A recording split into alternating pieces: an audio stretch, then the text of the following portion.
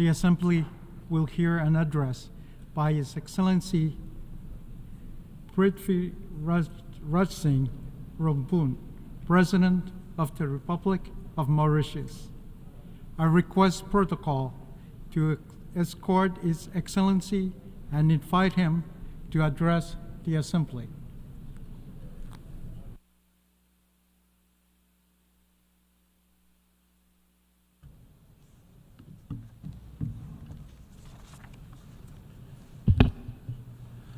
Your Excellency, Mr. Philemon Yang, President of the General Assembly, Your Excellency, Mr. Antonio Guterres, Secretary General of the United Nations, Excellencies, distinguished delegates, good afternoon. Mr. President, I also warmly congratulate you. Mauritius is proud to see a son of Africa assume the high office of President of the 79th session of the General Assembly. I assure you of the full support of Mauritius. We remain committed to the universal values and noble aspirations of the United Nations. Our appreciation also goes to His Excellency Denis Francis, who throughout the 78th session championed solidarity and unity during challenging times.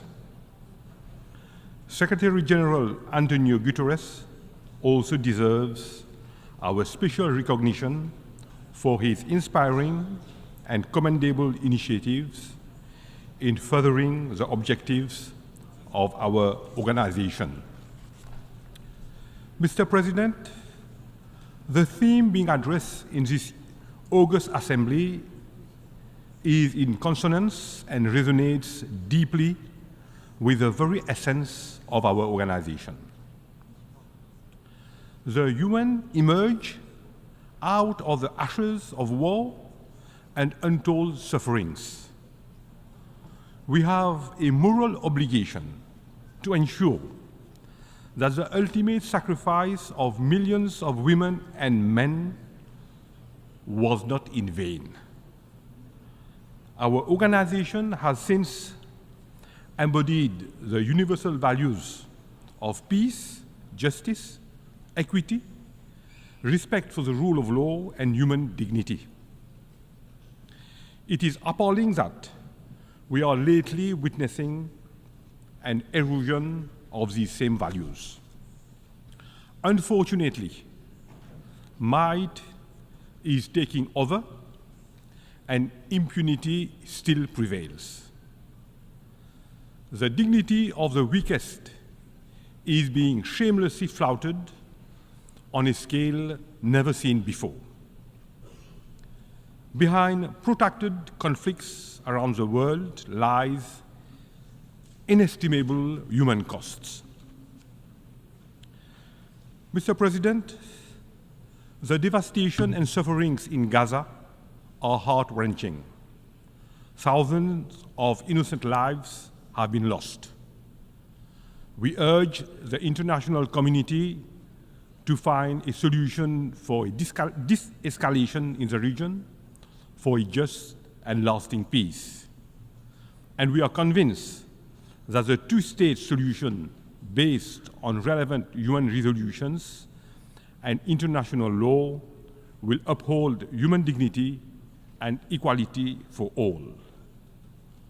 We welcome the advisory opinion on the legal consequences arising from the policies and practices of Israel in the occupied Palestinian territory, including East Jerusalem. There is an urgent need for a renewed commitment to diplomacy and constructive dialogue, as in many parts of the world, conflicts, instability, and challenges to security are still unabated. Mr. President, the world has witnessed an unprecedented technological revolution in a short span of time. For humanity to benefit from its transformative power, AI governance should be anchored in international law. Current unsustainable consumption and production trends are exacerbating injustices and inequalities. We are at a watershed moment. Mauritius welcomes the adoption of the Pact for the Future, which is a renewed testimony to our collective resolve for the betterment of our world. We also need to ensure that the overall architecture of our global institutions reflects today's realities. Mauritius believes that inclusivity is a necessity and not a choice. Small states and large alike deserve a voice.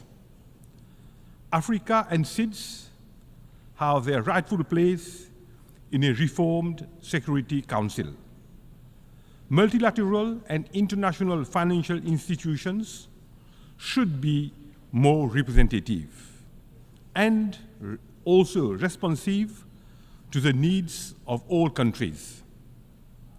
This is the only way to pave for a more equitable and resilient world where human dignity is upheld.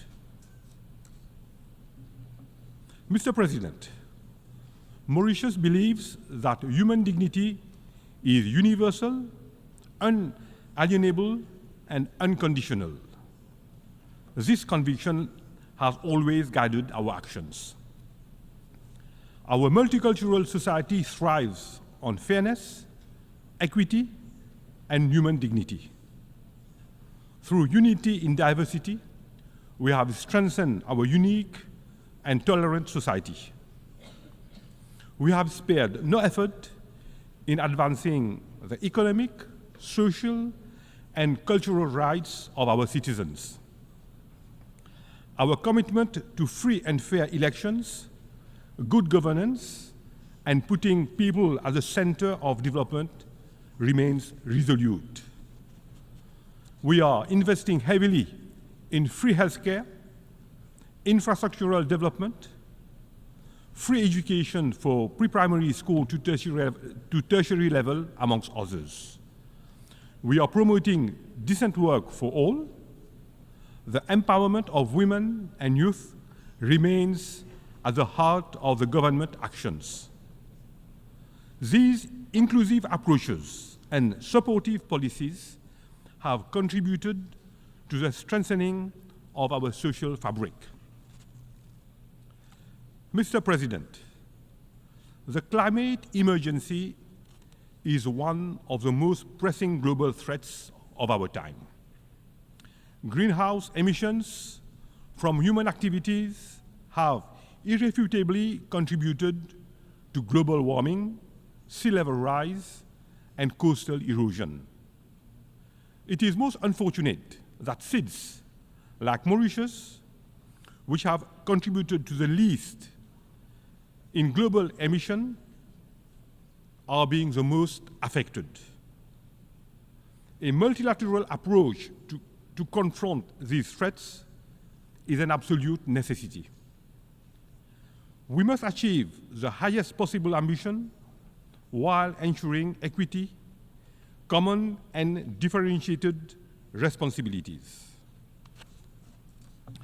Our actions need to be guided by the latest scientific insights and informed by the outcomes of the global stocktake agreed upon at COP28, including its roadmap for keeping 1.5 centigrade within reach. This target is a lifeline for all of us, especially SIDS. Therefore, an agreement on a fair and ambitious new collective quantified goal on climate is imperative. As temperatures rise, the very foundation of life for oceanic states are endangered. We welcome the recent advisory opinion of the International Tribunal for the Law of the Sea on climate change. It stands as a juridical lighthouse compelling all states to chart a new course guided by science and the moral imperative of intergenerational equity. In the fight against climate change, our resolve should be translated into concrete and time-bound actions. One which is commensurate with the urgency and scale of the climate crisis. Mr. President, Mauritius has ratified the BBNG treaty, underscoring our commitment to protecting our ocean resources and ensuring sustainable marine governance. We are fully committed to the implementation of the Antigua and Barbuda Agenda for SIDS, adopted earlier this year. The openness of SIDS economies makes us more vulnerable to external shocks. SIDS should be able to access global value chains for green jobs. We welcome innovative approaches and the use of the MVI for enhancing the effectiveness of access to constitutional finance. Mr. President, Mauritius has been and remains fully committed to the advancement of our African continent. Africa is a land of untapped opportunities. However, our continent is faced with several challenges, preventing it from realizing its full potential. Our Agenda 2063, including the African Continental Free Trade Area, has the ability to propel Africa. Our continent also resonates with cultural richnesses and stands united in purpose. Africa, with its youth dividend, stands ready to contribute to global solutions in shaping a more equitable and sustainable world for a better tomorrow. We call upon the international community to join in Africa's transformative journey. Mr. President, Mauritius and the United Kingdom are still pursuing negotiations on the exercise of sovereignty over the Chagos Archipelago, following the advisory opinion of the International Court of Justice of 25th February 2019. Several rounds of talks have taken place so far, and Mauritius continues to be engaged in these talks in good faith. We urge the United Kingdom to conclude expeditiously an agreement that would allow for the completion of the decolonization of Mauritius and the implementation of a resettlement program for the former inhabitants of the Chagos Archipelago in accordance with Mauritian laws.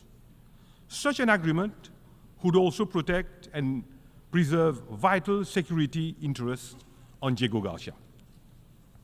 We also appeal to France to resolve the dispute over Tromelin, which forms an integral part of the territory of Mauritius, in the spirit of friendship that characterizes the relationship between our two countries.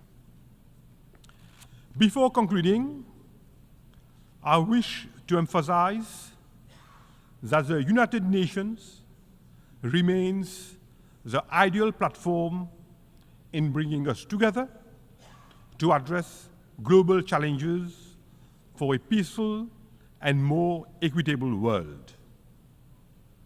We need also to recognize the contribution of the UN, its agencies, and dedicated personnel. Mr. President, we are convinced that the Pact for the Future will serve as a guiding star, leading us to an improved world for tomorrow's generations.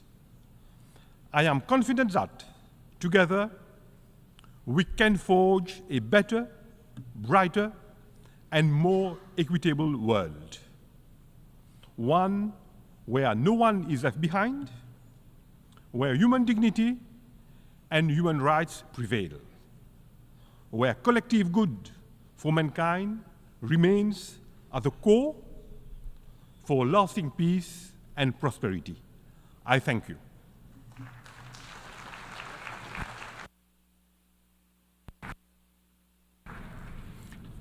On behalf of the Assembly, I wish to thank the President of the Republic of Mauritius.